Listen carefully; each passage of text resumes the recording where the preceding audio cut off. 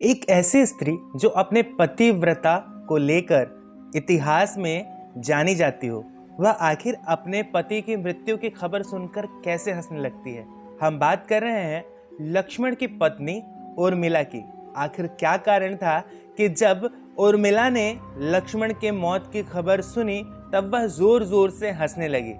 हम सभी जानते हैं कि रामायण काल में भगवान राम को 14 साल का वनवास हुआ था। इस दौरान लक्ष्मण भी उनके साथ गए थे, जबकि लक्ष्मण की पत्नी उर्मिला उनके साथ नहीं गई थी। इस कथा का रहस्य और पूरी जानकारी हम आपको बताएंगे इस वीडियो में, लेकिन जरूरी है कि इस वीडियो को आप अंत तक देखें ताकि यह रहस्यमय कथा आपको अच्छे तरीके से समझ में आए। लेकिन उससे पहले आपसे निवेदन है कि अगर आपने इस चैनल को अब तक सब्सक्राइब नहीं किया तो यह काम तुरंत कर ले, ताकि भगवान राम की कृपा आप पर निरंतर बरसती रहे। जब भगवान राम को 14 साल का वनवास हुआ तब उनकी पत्नी ने सहजता के साथ वनवास पर जाना स्वीकार किया। वहीं बचपन से श्री राम की सेवा करने वाले लक्ष्मण ने भी भगवान राम की सेवा के लिए वनवास पर जाने का फैसला किया और अपनी माता से अनुमति ली।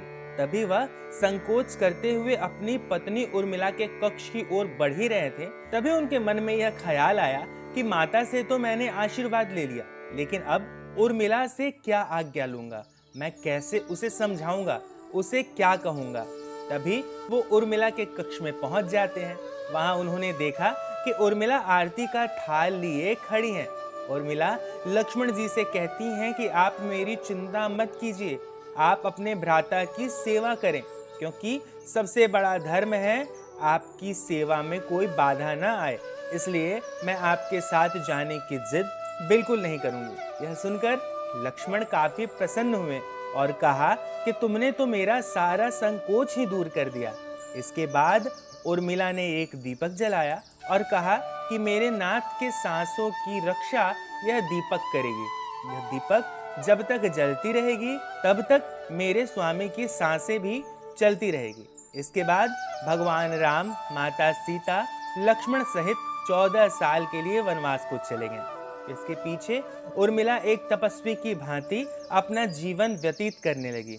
आपको बता दें कि इस दौरान उर्मिला 14 वर्षों के लिए नींद में चली गई थी। दरअसल इसके पीछे भी एक कथा है।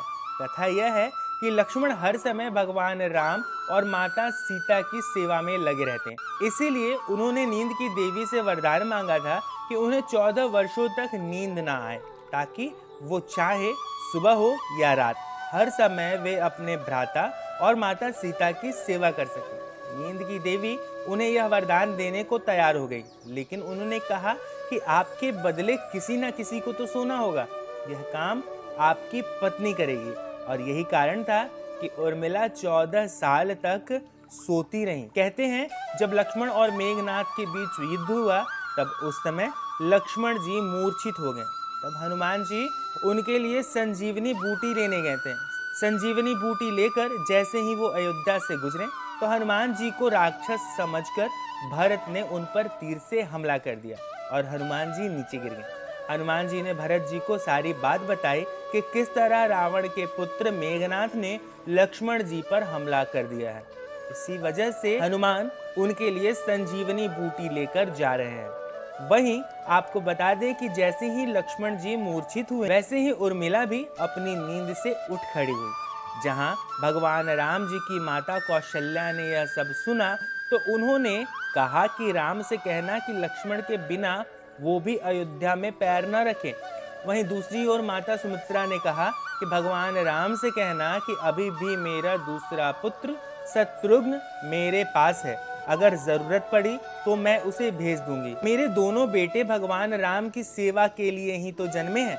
माताओं का ऐसा प्रेम देख हनुमान जी की आंखों में अश्रु आ गए। वहीं हनुमान जी ने जब उर्मिला को देखा तो वो चुपचाप खड़ी थी। जब हनुमान जी ने उनसे पूछा कि क्या उन्हें अपने पति की चिंता नहीं हो रही है, तब उन्होंने कहा कि हे हनुमान जी, मैं भला चिंता क्यों करूं? मेरा दीपक अभी भी जल रहा है, इसका मतलब मेरे स्वामी संकट से बाहर है। और वो हंसते हंसते वहां से चली गई। जब हनुमान जी संजीवनी बूटी लेकर वापस लंका गए तो संजीवनी बूटी से वह एकदम ठीक हो गए और वहीं उर्मिला जी भी अपने भवन में वापस जाकर सो गई। तो दोस्तों, यहाँ समाप्त होती है लक्ष्मण और उर्मिला की कथा। कथा को लेकर आपके मन में कोई संशय हो तो उसे कमेंट बॉक्स में लिखें। कथा अगर आपको अच्छी लगी हो तो इसे अपने दोस्तों, मित्रों व बंधु बांधवों के साथ साझा करें। हाँ, इस नेक कार्य में आप किसी भी तरह से हमारी मदद करना चाहते हो तो स्क्रीन पर दिए गए नंबर पर आप अपनी आर्थिक सहायता हम तक भेज सकते हैं। अब अगले वीडियो तक के लिए दीजिए हमें इजाजत। हमारे सभी साथियों को हरे कृष्णा।